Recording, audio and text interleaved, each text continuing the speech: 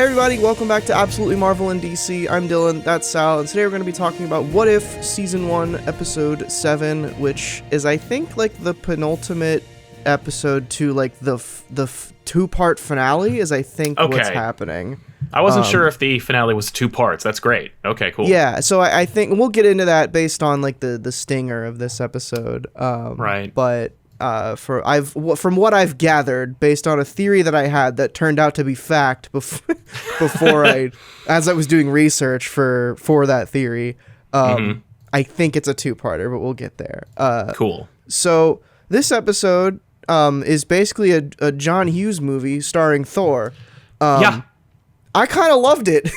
Yeah. No, I did. I mean, like, yes, I had a blast watching it. I enjoyed the kind of, like, low-stakes situation because we had been treated to so many high-stakes stories lately that it was fun to just kind of enjoy and explore the what-if concept to just kind of like, hey, does it all have to be misery and death? And it's like, not necessarily. No, see? actually.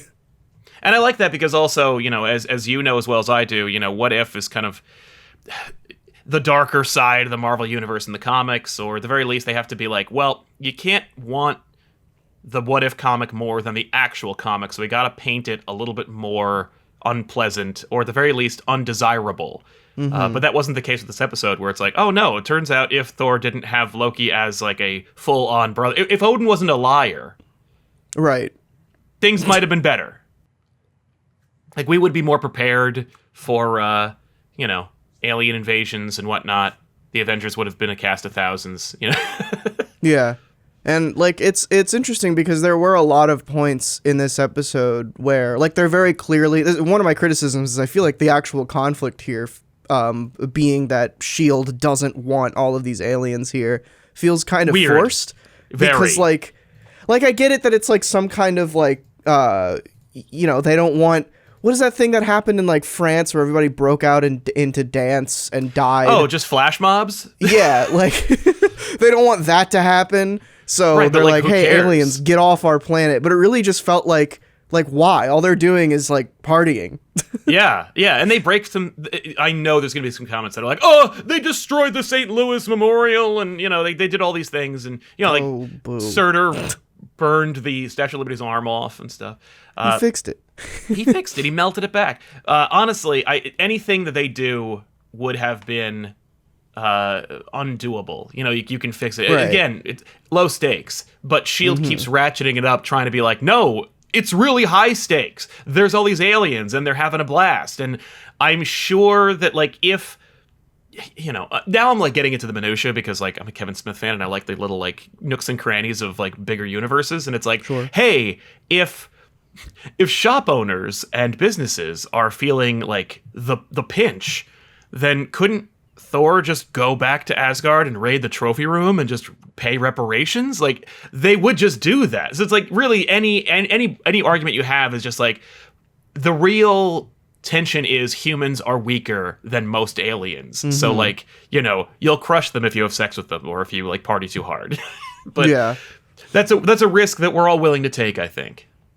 It's like the Footloose town. It's like S.H.I.E.L.D. just, like, didn't want anybody to have fun. Yeah. The Earth is John Lithgow. They're like, no. Yeah.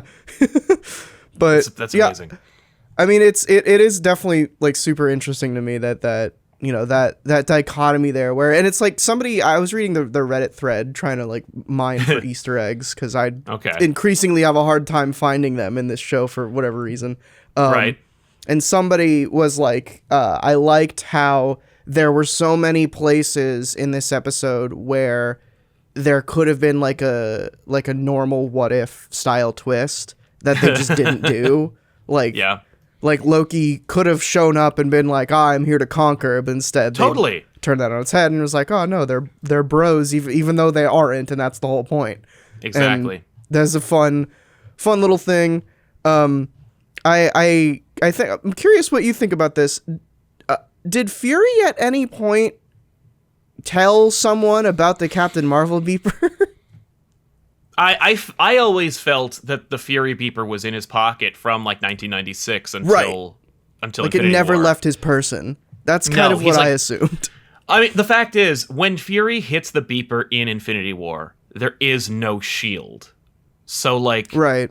if it were under shield lock and key, he probably wouldn't have access to it, or at least he wouldn't have direct access to it. No. Fury's like, if there is a direct threat to Earth, I push the button. Mm-hmm. So yeah, no, it's not in. But that's they wanted you to think like, oh, is it the Tesseract? Is it a big weapon? No, it's just It's bringing in another character. Right. And Which it's is like, also okay. like, you could also say that, I mean, it probably what happened is that like Fury got knocked on his ass and was like, hey, Hill, here's this thing. But Right. it's also But like, it wouldn't have filled an entire briefcase. yeah. And yeah. And the also like it calls into question the thing that people have been calling into question about that beeper, like since it was introduced in Captain Marvel, is like, why hasn't he called her yet? And Right. It's just like, because it wasn't that important yet. right. But like if Fury is calling Captain Marvel at the first sign of any alien on Earth in this universe, then really what was wrong with the Fury in our universe? Yeah, what's his problem? How arrogant is he? Or how? Right. Well, I guess it's just that he has so much faith in the Avengers, where he's like, "No, this is gonna work." Mm-hmm. I do question that a bit, but I also like I know it's for plot reasons. They didn't have her yet, and it's just like.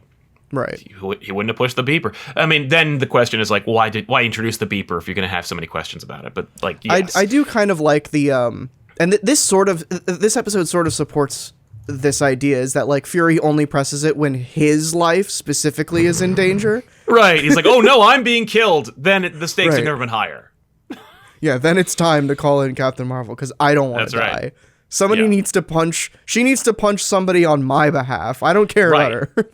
I need Which, you know what, avenging fair right enough. now. Yeah. Do you kind of, I don't know if this is just like me being a comic nerd, but I kind of got like War of the Realms vibes from this and kind of wanted I would have preferred if War of the Realms was just this. Oh yeah, that would have been awesome. I mean, honestly, this is a good like gateway for them to do. You know, like people are upset that they never did Planet Hulk, that they did like a kind of weird adaptation of it and stuff. Now you could just do those books as an animated thing. So we could get like War of the Realms and Age of Ultron and stuff like that. That being said, I'm glad we didn't go that far because, again, like you put it, it's a John Hughes movie.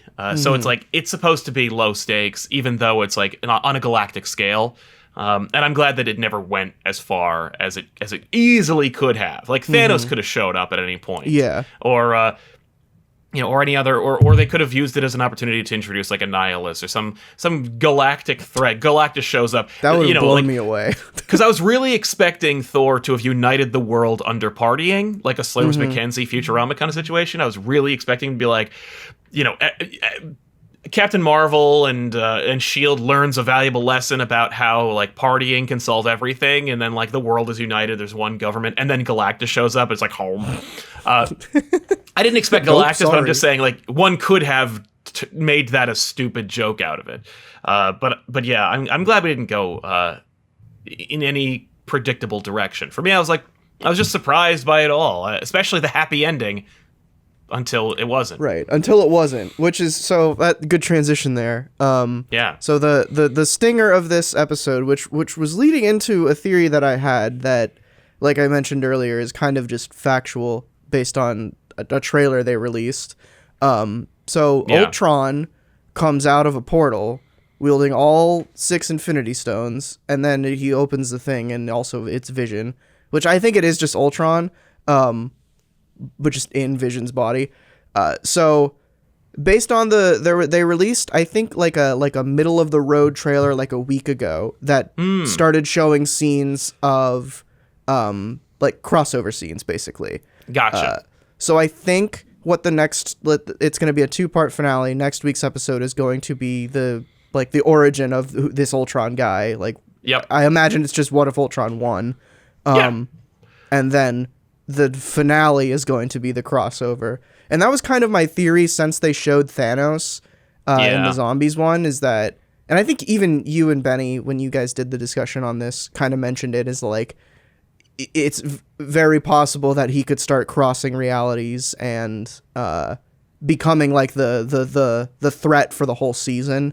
Exactly. turns out it's Ultron. With same Right. idea, just different guy. I have a theory about that, and I think it is the zombies' vision. I think that he's so motivated by like his love for Wanda that he slaughters Thanos' vision, or he slaughters zombie Thanos, right? Takes his gems and then goes across the universes. Because I think like it could be interesting to have Vision go on a quest to become the ultimate power. I think it'd be cool to see Ultron having actually accomplished his goal and being in Vision's body. But I also think that at this point, with only 2 episodes left, and them both being the same story, at this point, we need to introduce you to the villain right away. And it's like, well, then we might as well just show you the Vision who snapped already, who has access to at least 5 Infinity Stones right now. And so he'll just take those. And he's like, oh, and I built Ultron body to hold them or something. Who cares? Like, they'll explain it. It's his version of the gauntlet that's, I'm the gauntlet. Yeah, I'm the Exactly. gauntlet. I also saw somebody's analysis of it saying that it's his Iron Man suit, which is like, if it's Ultron, it's another way of like being close to his father, which I thought was a cool analysis there.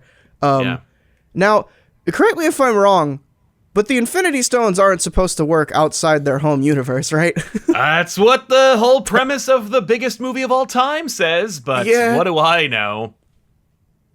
I think they've thrown that out the window for a while, because that's a thing in the comics. And because I think I read some comic at some point where like somebody takes them to a different universe and they just like become rocks, like they don't matter anymore. JLA Avengers. Darkseid gets the gauntlet, and he's like, actually, I think in that one, he's like, these work in a universe I have no stake in, so who cares?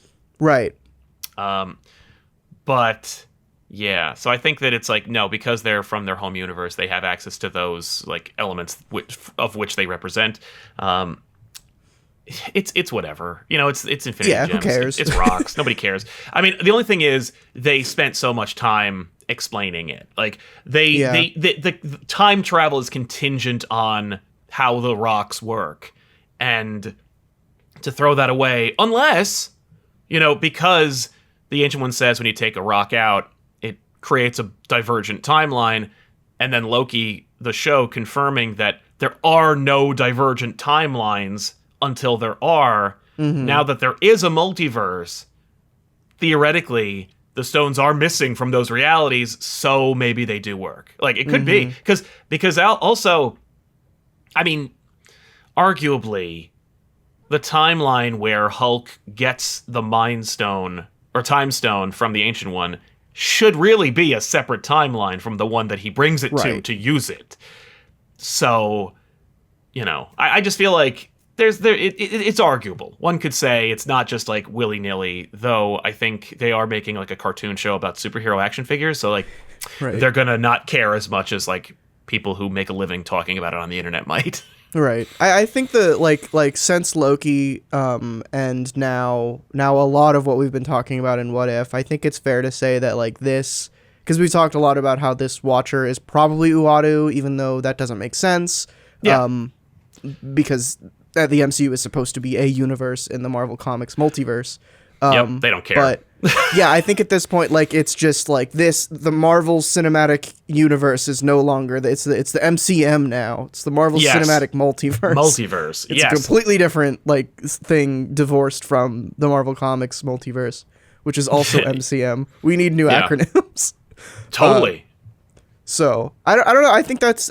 I hope they actually play with that, because I think that could be interesting. I doubt that they will.